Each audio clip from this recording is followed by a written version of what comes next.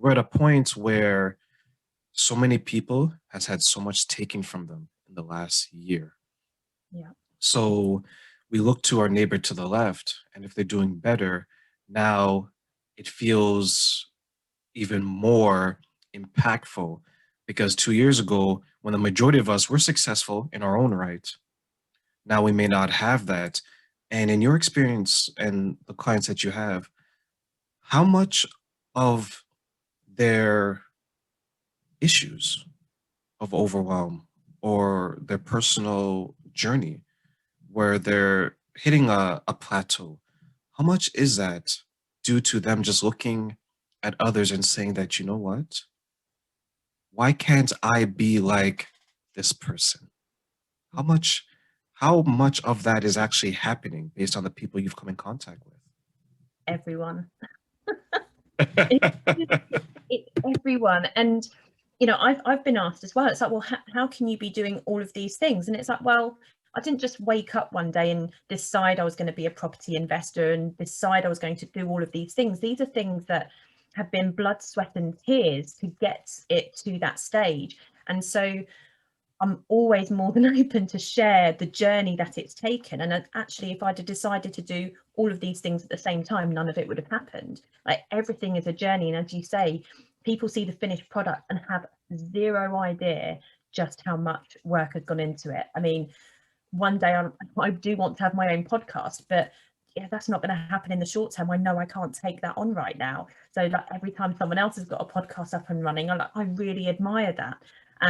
But I know it's going to be hard, but I have no idea until I go through the journey myself, and then I'll have even more respect for them. So I think with everything, that comparison piece is so toxic. And I actually talk about this a lot, because it's, how can you be jealous of someone when you haven't even tried to put the same level of effort into it?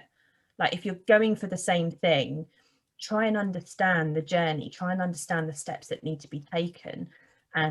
Because it's often harder than you think, but there is a flip side to that. If you really have a goal and a desire that you want to achieve, then it's focusing on that achievement that you're reaching for, and just focusing on the next steps, and set yourself some milestones. We all want to know what the whole journey is going to look like, and if we knew, we probably wouldn't start. And that's the reality, and that's why it's that grit that you need to have, and you've got to have that reason why that's strong enough that is going to get you through the harder days. So yeah, for me, it's making sure that you have the right people around you as well, in terms of someone that has achieved what you want to achieve, so you can get some guidance on your journey as well. Is support system that important? And the reason why I ask that is I'm big on support system. And there was an example that I was telling that I like to share. It's when I first got the house that I currently live in. I remember I was so happy, right? And anytime, and that's the beauty about accomplishments. When you have an accomplishment, it's like, for example, every time you do something that you're proud of, you know exactly the people you want to share it with, right? Yeah. You have them on speed dial or they're in your memory, you know exactly who you're going to tell. And that's how I was when I got my house. But what I realized and what I had to, and this is a reflection on me because I had to reevaluate myself, was I got the home.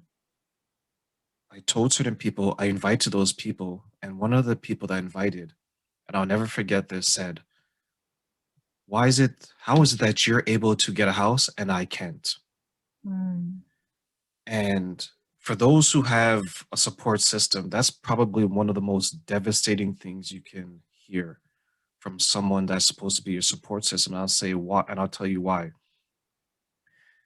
Anytime you have an accomplishment and you're sharing with people, your expectation, and we're going back to that, is they're going to be as happy as you are at the very least, but you always want them to be even more happy because you're drawing from their energy, right? Mm. So when someone turns around and they kind of talk down to it, or there's a hint of jealousy, as you mentioned, then there's no direction that that friendship, that relationship can go but down, Yeah. because now you feel a level of betrayal. So that goes back to my question to you is how important is the support system? And in the example I just gave, how important is to make sure we're sharing the appropriate news with them? And I think that's the word appropriate is the word to focus on there. So not everyone is going to get what you're doing, especially when you're doing something different. If you're entrepreneurial in any way, then you're going to have friends that are not the same and don't really understand why you're putting yourself through it, why you're working so hard, why you're doing it to yourself. But I think it's just looking at it, taking a step back, looking at it from a different perspective of, if those friends are amazing, they don't, and it's not their fault if they don't really get what you're doing, but you have friends for different purposes. So there are friends that, I want to go out with and I have fun, and I don't, if they're interested in what I'm doing and they ask, then I'll share, but I don't need them for that. I have coaches, I have mentors, I have entrepreneurial groups, I have surrounded myself, I've gone to networking events and found the people that understand me, that are on the same journey as me from that perspective.